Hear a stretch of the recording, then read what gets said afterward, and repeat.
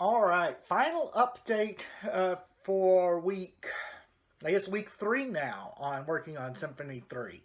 I currently have 200 measures of the symphony written. that's a pretty substantial mark. It's right now sitting at 7.5 minutes in length. I've got most of sections 1 and 2 done. There's still going to be tweaking. I've got to get the last part of section 2 done, and then I've started some basic outlines on section 3, and I'll talk about section 3 a little bit more next week. But I want to address a question I had about it, and it's I think a fairly fascinating question, and one that I can really go into detail on. And the question was, and I'll paraphrase it here, but how do I go about deciding the instrumentation of a piece I'm going to work on? And there are a lot of factors on that. A lot of it is very difficult to put into words. Some of it is experience, seeing what combinations work in other pieces. But it mostly is having this sound concept in your mind. So I'm going to go through and we'll look at page 1 of the symphony, and I'll just kind of go through and talk step by step about the instrumentation choices I've made.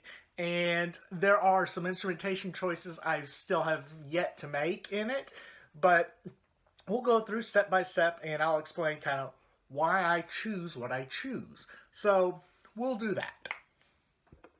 Alright, so on your screen right now is the top portion of the first page of Symphony 3. And I'm going to go through and talk just a little bit about the instrumentation choices, why I choose what I choose. And we'll start off with our flute section.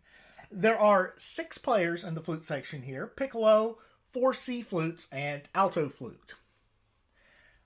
This is really just an expanded 4-part section where I take what Ravel would basically use in Daphnis and Chloe of piccolo, 2 flutes, alto flute. I've just doubled the C flutes here, and I have done that just to get a little bit more volume and just a little bit more textural diversity. I can split them up or I can reinforce them. Most of the time, really it's going to be flutes 2 and 4 will be used as bolstering and not so much as extra harmony. Now, later on in the piece, I do have plans for flutes, probably flutes 2 and 4, moving to, respectively, E-flat flute, the soprano flute, and tenor flute, commonly called bass flute.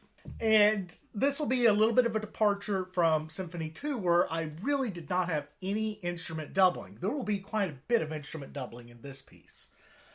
Let's just go move on to our oboe section. And the oboe section is actually pretty straightforward. It's 2 oboes, alto oboe, commonly called an English horn. And the surprise here is I'm using the baritone oboe, basically the lupophone. If you do not know what the lupophone is, it's the newest advancement in oboe technology for oboes pitched a full octave below the standard oboe, commonly called bass oboes. Here I'm calling it baritone oboe, just because I feel that name fits this particular instrument better, particularly with its ability to go all the way down to a low F.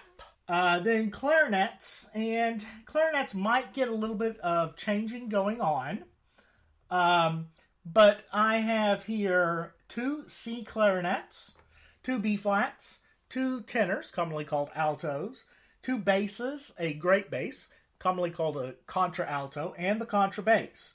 A lot of this is pretty straightforward. Pairs of the C's, B flats, tenors, and basses.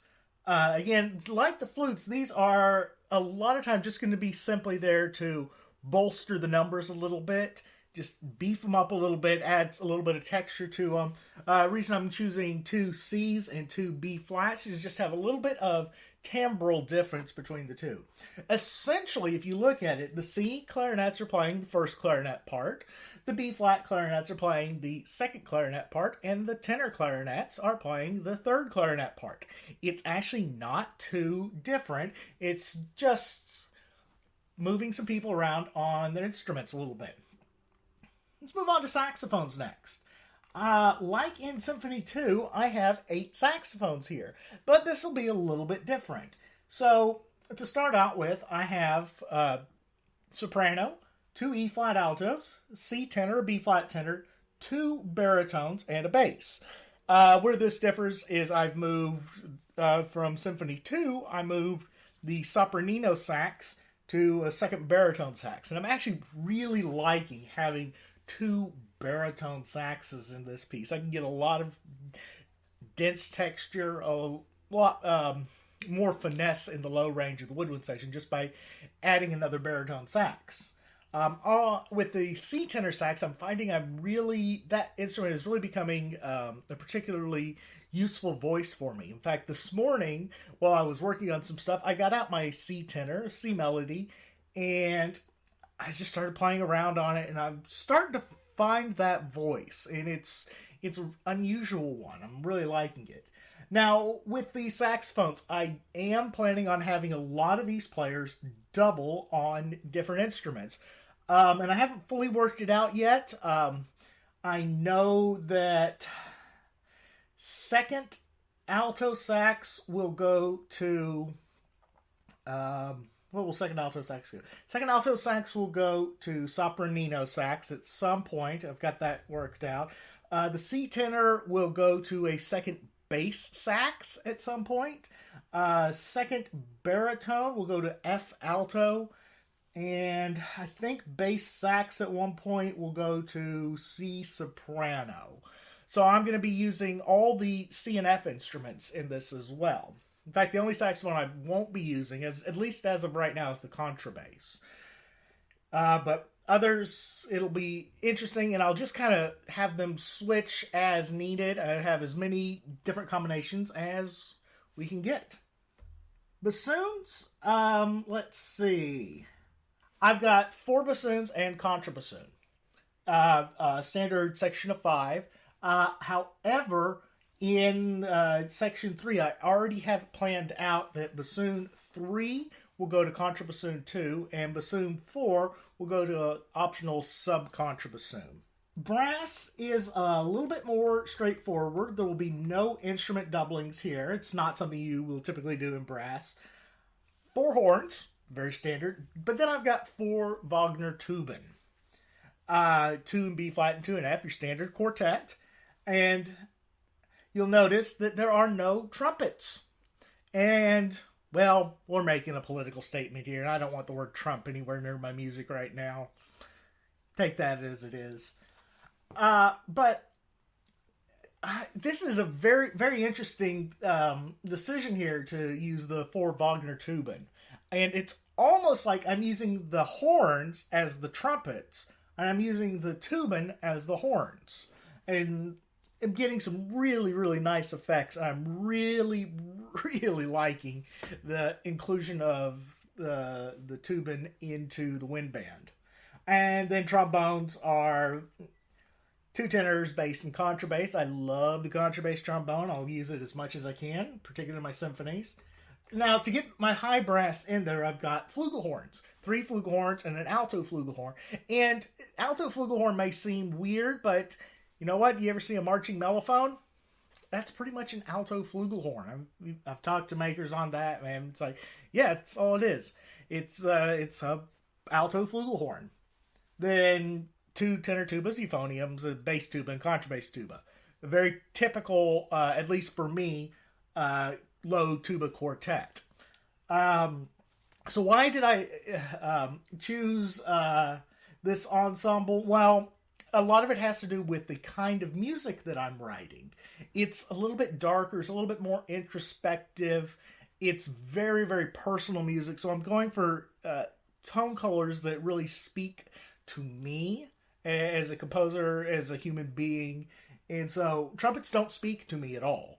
The only thing I think I may do with trumpets is have offstage trumpets at the very end. And that's still up in the air. But a lot of it just really has to do with hearing the right tone color in your head and then going with that for a particular emotion, a particular feeling, just the right mood. And a lot of that I'm able to do through very specific instrumentation choices. One of the other reasons that I've chosen some odd choices is for the books I write, the band orchestration textbooks. I'm able to draw from pieces like this to use examples to show other composers how to go about doing this stuff. So, for instance, in this piece, I mentioned that I will have one of the flute players switch over to E-flat flute. Well, E-flat flute's an instrument that I was not able to get a lot of good excerpts for. Well, if I go back and do a revision of Volume 2, I'll be able to put in an excerpt or two for the E-flat flute from this piece. So, some of it is completely academic reasons that I choose the instrumentation. But by and large, the music dictates what I'm going to put in. So I hope you found that interesting. I hope you don't mind me rambling too much about the piece. Well, I guess that's kind of what this whole series is. But I'll be interested to see what you think on the matter. So we'll update again sometime next week.